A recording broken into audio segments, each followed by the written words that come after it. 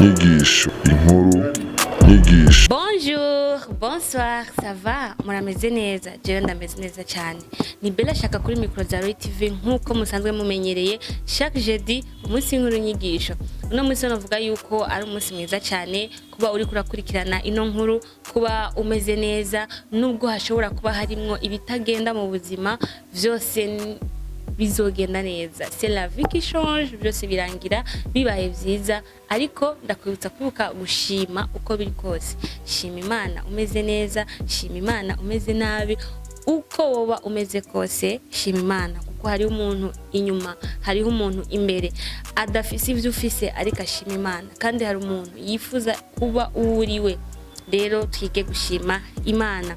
Reka marize ndagushimire wowe uri kurakurikirana ino nkuru, wamaze gufata umwanya wawe ugatangura kuyumviriza, wamaze no gushira ko like, ugashira ko na commentaire yawe, wowe ubisangije abandi. Ndakubwira ni wubaho cyane no kuba subscriber cyangwa se aba followers bose ba Roy TV aho muri mwubahwe. Ni kubganyu dukora ibiganiro bitandukanye, ni kubganyu mpari ndiko ndabashikiriza ino nkuru nyigisho yo kuruno wa kane. Fata yagatebo wicare canke namba uri kurarabira muri telefone, uri kurabira kuri ecran bivaye naho nuko ubikurikirana nico ukoresha mu kubikurikirana. Ndakubwiye nti bandanya, ntago uza kuba disappointed. Twagiye iyi nkuru rero ati ni nkuru yabereye, ni nkuru yabereye mu gihugu ca Zambia mu gisagara ca Lusaka, aho abavyeyi babiri umuryango wavyaye umwana umwe w'ikinege, umwana w'umukobwa umwe w'ikinege. Uyu mwana w'umukobwa arakura, ariko yakuze atakintu na kimwe aha amaboko, yakuze ari umuntu afyina cyane, yakuze abavyeyi be bamufata nk'irigi, bamufata nk'amata y'abashitsi. Rero uyu mukobwa arakura nta kintu na kimwe yashobora gukora, ntiyarazi, urumva nta kintu na kimwe mu dukorwa two muhira cyangwa se iby'ubuzima, kubaka ubuzima bwawe, nta kintu na kimwe yakora. Kwa abavyeyi bari bararondeye, bari bafise buri kimwe, bavuga bati gusa umwana wacu agire amagara meza, aronke ubuzima bworoshe, ibisigaye byose nta ngorane, uburyo burahari, uko azobaho birahari, byarateguwe. Niho rero umwana w'umukobwa amaze gukwiza imyaka 14 baba bamuteye inda, abatwaye inda ikinyendaro, atwaye inda muhira, akiri muhiri wabo.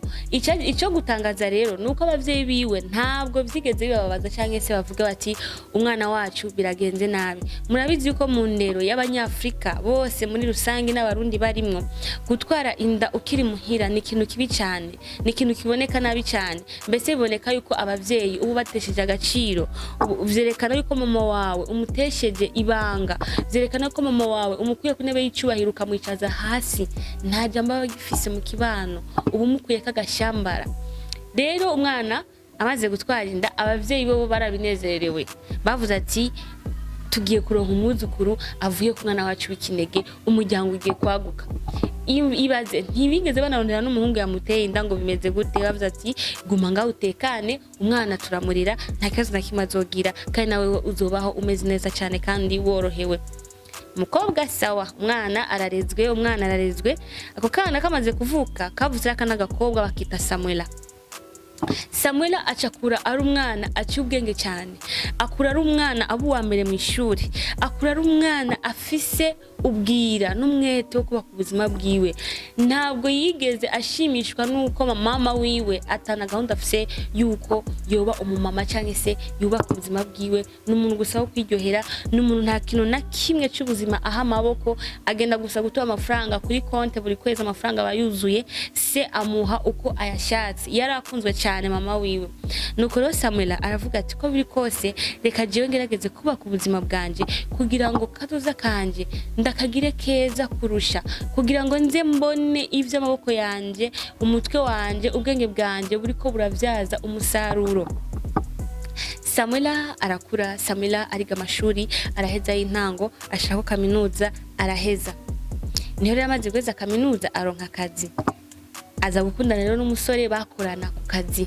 Ariko uyo musore look yiwe cyangwa se uko yasa, uko yagaragara inyuma, yari umuntu aboneka yuko ari umustar, yirekura cyane mu nyambaro, mu nyifato. Yari umuntu nyene ubona yuko ibintu vy'insinga ntabwo bimurimo, yari umunyamuji muri make, yikomporta nk'umuntu, yitwara nk'umuntu w'umunyamuji.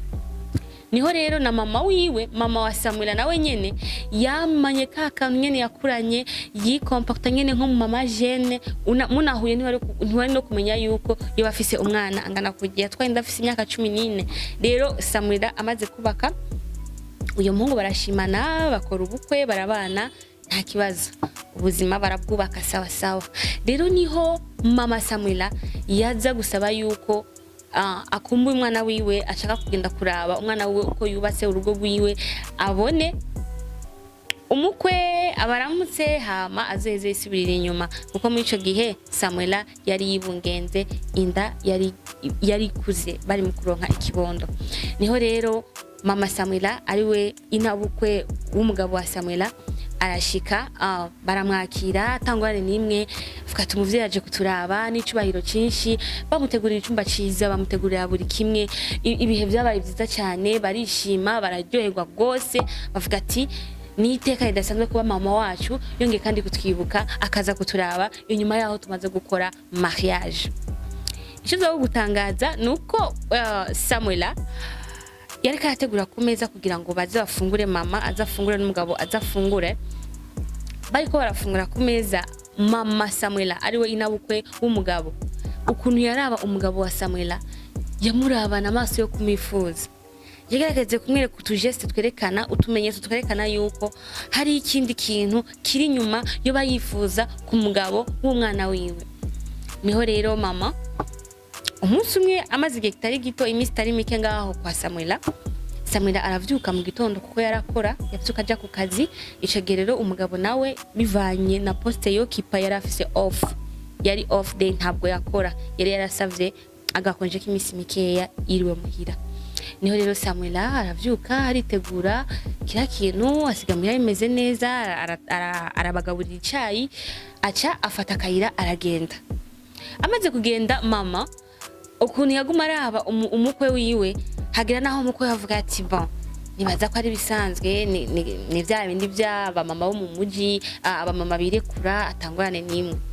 Ariko mama wewe yarifuza umukwe, yarifuza umugabo w'umwana wiwe. Niho rero atangura kumwegera, umuhungu aravuga ati bigeze hano, ati okay, yanyihaye ntangorane. Amuravye nawe ukuntu yagaragara, ntabwo yari bwasaze, yari akiri wese, yari acugaye. Niho rero mama Samuel akomeza kumuhenera, akomeza guduza impunzu, akomeza kugira ibintu vyerekana yuko amushaka, vyerekana yuko amwifuza. Niho rero aca vaho yari yicaye, agenda mu ntebe umukwe wiwe yicayemo. Niho kuguma amwereka ku maso yuko amwifuza, kujya namwe murakuze, namwe muca muvyumva. Rero umukwe aza kwisanga nawe yatangiye kumukorako, aza kwisanga yazanya akaboko, aza kwisanga bagiye mu mabizu, bagiye muri binabiriya, agahuzu ko mu gakaraza arakamukuye, kajya kindani ako bitwa soutien aramukuye, bagiye muri. Samuel nawe ageze ku modoka, we yaramanutse, ageze ku modoka asanga yagiye urufunguzo rw'imodoka, avuga ati kansubira inyuma ngene ndarutore. Aca asubira inyuma, bumvise yuko hari umuntu ari karaduga garutse, baca barahagarika, baca basaba kandi kumera nk'aho ariko baraba TV nkuko menga nta cyabaye. Samuel arinjira, avuga ati nta rufunguzo mwamboneye rw'imodoka, ati oya, bose baramuhakana yuko atarufunguzo rw'imodoka babonye. Samuel akomeza kuraba, ararondeza, niho rero aravye hasi abona kajya gahuzu ko mu gikiriza soutien. Aca ntavyishimviye, yaciye atora irya soutien, aca atora urufunguruzo, aca aragenda. Ariko ageze imbere akomeza kwiyumvira ati none iyi soutien ko ari ya mama yageze muri salo gute, ko nateguye kira kintu nkasiga ibintu bitunganye, mbega iyi soutien byagenze gute ngo ndayibone muri salon kandi yegereye ahantu mama wanje n'umugabo wanje bari bicaye. Samuel avyaramuteye ikibazo, ariko yavuze ati oya reka mbandanye. Samuel umunsi wa mbere uraheze, ati we umunsi ugira kabiri Samuel avuga yitegura kujya nyene uko asanzwe yitegura imisi yose. Aravuga ati namba hari ikintu kiriko kiraba hagati ya mama n'umugabo wanje nzokimenya, kuko yaramaze kubibona kenshi bari no kumeza ukuntu mama yaraba umugabo wiwe. Samuel gusa kubera indero yarahora akavuga ati umunsi umwe nzamagara mama ndamubaze koko ko ivyo ndiko ndiyumvira yuko vyo bari vyo, ariko abanza kwanza bigira ibanga atwara ibintu gahoro gahoro. Rero niho umunsi umwe yagenda ku kazi arashika ku biro aca arakora ibikenewe bikeya aca ataha ataragira, yategeza gutaha saa 8 aca yitahira saa 5 abari ageze muhira. Ico gutangaza acinjira yaje kwakigwa n'akaruru navuga ni ku bantu bubakanye mu mabanga yo mu rugo. Rero bageze muri urya mwanya kajya karuru kari indani niko yatanguye kumva ariko arinjira, komeza kwiyumvira ibintu byawe ko biraba biramucanga, aravuga ati reka ninjire. Arinjira niho kuca hengereza neza asanga mama we n'umugabo wiwe n'amagurane.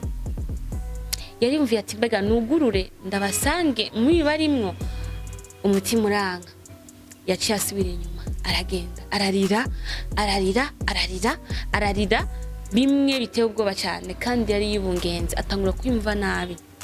Niho rero hageze yaciye agenda ahantu muri cafetaria aricara biranka, arahava aja handi agerageza kwiyorosha mu mutwe kugira ngo yumve yuko basi yovyibagira ivyo abonye, yiyumvishe ko atari vyo, yiyumvishe ko ivyo abonye yari kararota, ariko biranka. Murabizi yuko my friends, wobona umugabo wawe aguca inyuma n'undi muntu canke n'undi mugenzi canke n'undi muntu we utazi, ariko apana mama wawe yakwibarutse akagutwara amezi 9. Samuela hageze aho aravuga ati oya reka ntahe, arataha muhira arifunga nkuko ntaco yabonye, nkuko ntaco cabaye.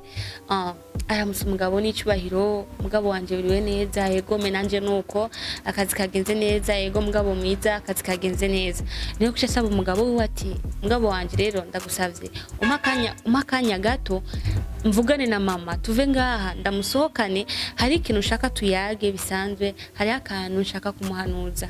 Ati sawa nta kibazo. Samuela acabwira mama wiwe, mama twashobora kuva ngaha tukagenda ahantu ko hari ikintu ushaka kugwanuza, hari n'ikintu ushaka tuyage nk'umuvyeyi wanje. Mama ati nta kibazo kubera avuga ati nta nakimwazi, ntazi yuko umugabo wiwe dusigaye tubikora. Baragenda rero binjiye mu modoka kubera stress Samuela yari afise, yagumye yumvira nabi, yarababaye ari kuri volant bariko bagenda acaragonga. Samuela yitaba Imana, mama yitaba Imana, n'umwana yari munda nawe yitaba Imana. Ni kuvuga muri ako kanya umugabo yaje gushikirwa n'inkuru yuko umugore wiwe akunda bubakanye ari we Samuela yamukunda akamwubaha, ko ahejeje kugira isanganya kandi ko yitavye Imana na mama wiwe n'ikibondo bari bategereje kuzitwa abavyeyi mu misi mike. Umugabo amaze kuvyumva aca yibuka ivyabaye, kandi aca yibuka ko umugore wiwe atamusi numwe nubwo yo bababaye abanza kumureka kandi akamubaza ikintu mwituze, atari umuntu atwarira ibintu hejuru. Yari yumviye yuko umugore we hari ico yoba yaramenye kuvyo bakora na mama wiwe, bituma agira kwicuza, bituma yumva yigaye, bituma yumva ubuzima bwiwe bwose buhagaze. Niho kuca nawe uyo mugabo yiyahura, nawe abatakaje iki ubuzima bwiwe. Ikibazo rero ngoma ndakubaze uri kurankurikirana, mbega iyo ikiza kuba uri Samuela ugashikira muri ico kigeragezo kabona mama wawe n'umugabo wawe bari muri yahiri, wari kuca ubigenza gute aho nyene? Wari kugurura ugafata imbugita, wari gufata inkoni, wari kwirukana mama, wari gukoma induru, wari kuraba, zari kugenda gute? Muri commentaire. Mbega hoho iyo wewe uri kurankurikirana, iyo kiza kuba uri umugabo wa Samuela, wari kwemera ugatibanga kubera ivyo uri kurabonesha amaso, kubera uwakwifuje nawe ukaca umwifuza ukabikora? Mbega ho umaze kumenya yuko umugore wawe na mabukwe wawe bagize ico kibazo c'isanganya, wari kuca wiyahura nawe? Mbega wari kubigenza gute? Gira rero uterere muri commentaire umbwire nawe inyigisho ukuyemwo kuri no nkuru yacu. Mbega iyi nkuru ikweretse iki mu kibando dusanzwe tubayemo? Iyi nkuru ikweretse iki? Hari ibyo umaze kubona bisa nibi? Vyose ni gushira muri commentaire, hama tubandanye twigishanya duhana impanuro. Ukaba ufise impanuro ushira muri commentaire ishiremo, akaba araho bitagenze neza kuri no nkuru ishire muri commentaire kugira ngo igihe gikurikira inkuru nyinshi ikurikira nzobe nahinduye akantu wabonye ko katagenze neza muri ino nkuru. Yari Bella Shaka rero kuri micro za Roy TV. Mu buhinga bwa kamera naho turi kumwe na Claudio Claude abikora neza cyane, yabidufashijemo kugira ngo ano mashusho agushikire asa neza ntihagira kanenge uza kubitoramo. Turabakunda cyane rero, yari inkuru nyigisho nkuko mumenyereye buri wa kane, naho utaha tubazanira n'ibindi vyiza. Ciao ciao, mugire umugisha.